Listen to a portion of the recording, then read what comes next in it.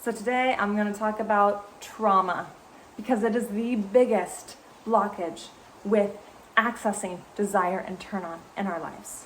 And most of us have experienced trauma to one degree or another.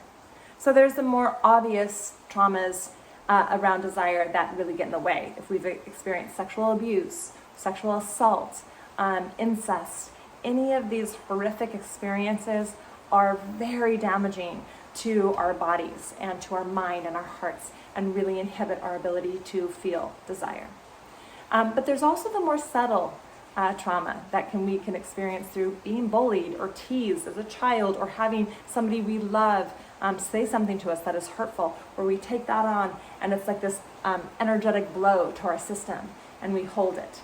So when we experience trauma, whether it's subtle or more extreme, to varying degrees, our energy kind of comes together and tries to protect us from experiencing the pain, from having it happen again. So the energy kind of comes together and gets stuck, essentially.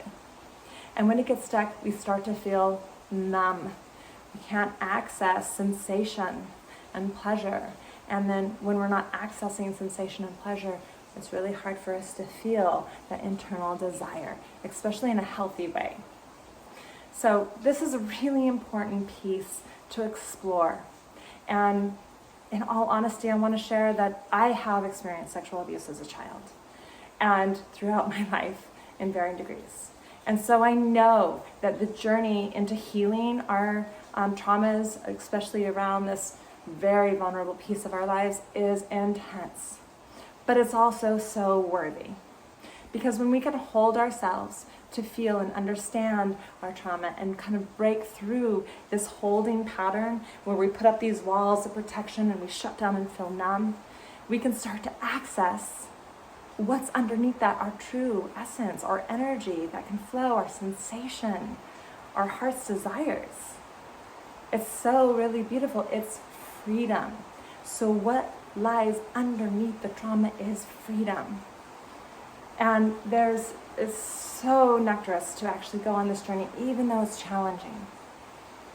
You know, I had done lots of therapy, like traditional Western therapy, and it was great in lots of ways, and I thought I had really healed it until I started to do the embodiment work and really kind of dive in and feel and sense not only what my mind was thinking, but what my body was experiencing, that I really started to heal the trauma that I had experienced. And now I facilitate that for others. So I understand the journey. I know it takes so much courage, but what awaits you on the other side of it is so brilliant. And when you are able to access that pleasure, that sensation, that turn on, that desire, so much is available to you. And it really increases your health, physically, your mental happiness, all of it. It has a profound effect. And when you do this healing for yourself, you also heal this for your children and for the generations to come.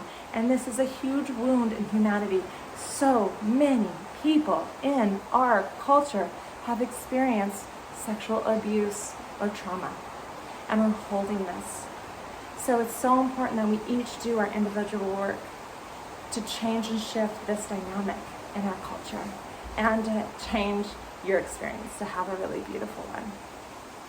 So I hope you can find the courage and the support you need to take this journey, because I know what's on the other side of it is absolutely phenomenal. So if there's something that you're wanting to experience that you've been hearing about and you think, wow, that's just ridiculous, that doesn't exist, it's probably because you have something inhibiting yourself from going there and being able to experience that.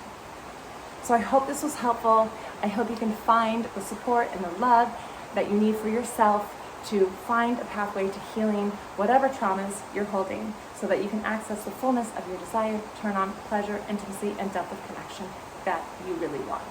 Aloha for now. I look forward to sharing more.